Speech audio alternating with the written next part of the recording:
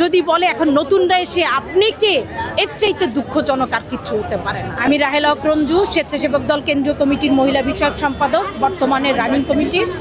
আমি ঢাকা ৫ জন্য nomination paper submit করেছি। আসলে এটা যেহেতু গণতন্ত্র, আমি মনে করি সবাই দিবে, সবারই অধিকার আছে নমিনেশন পেপার নিয়ে জমা দেওয়ার, অংশগ্রহণ করার।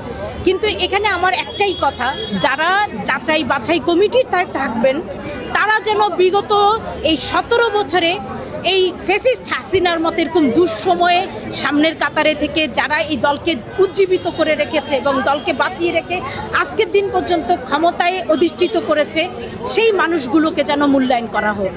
কোনো অতিথি পাখি বা যারা এই যে এখন নতুন নতুন হাইব্রিড নেত্রীরা আসতেছে, যাতা ব্যবহার করতেছে, আমরা ১৭ বছরে যারা সামনের কাতারে সবসময় মিছিলে, মিটিংয়ে, ম্যাডামের হাজিরায় প্রতিটা জায়গায় আন্দোলন সংগ্রামে মার খেয়েছি, হামলা মামলার শিকার হয়েছি, তাদেরকে বলে যদি বলে এখন নতুনরা এসে আপনি কে, এর চাইতে দুঃখজনক আর কিছু হতে পারে না।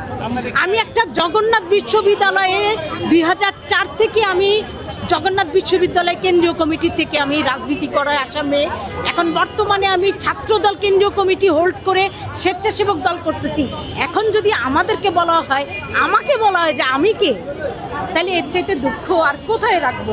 এইটা একমাত্র আমি হাইকমান্ডের কাছে বিনীত আবদার করব যে ১৭ বছর আমরা বুক পেতে দিয়েছি, তো ১৭টা বছরে যারা হাইব্রিড এসেছে ১৭টা মিছিলের ছবি ফুটেজ দেখ, ১৭টা দেখা যায় আন্দোলন সংগ্রামের ছবি দেখি তারা পারবে কিনা। যদি তারা দিতে পারে তাদেরকে নমিনেশন দেওয়া আমাদের কোনো একদম ডেট তারিখ সহ তারা যদি দিতে পারে, একদম ফুললি ডকুমেন্ট সহ যদি তারা এটা দেখাইতে পারে, প্রুফ করতে পারে, তাহলে আমাদের কোনো আবদার নেই। কিন্তু আমরা যারা একদম সামনের কাতারে থেকে, এমনকি এমন কেউ নাই আমাদেরকে যে চিনে না, আমরা যখন দুঃসময় কাজ করেছি, তাইলে আমাদের আর কিছু বলা থাকবে না। আর আমার সাথে সেই দুঃসময় ১৭ বছর যে লাস্ট যেই মেয়েটাও ছিল, সে একদিন হলেও যদি এসে থাকে প্রোগ্রামে, তাকেও যদি নির্বাচিত করা হয় আমি খুশি।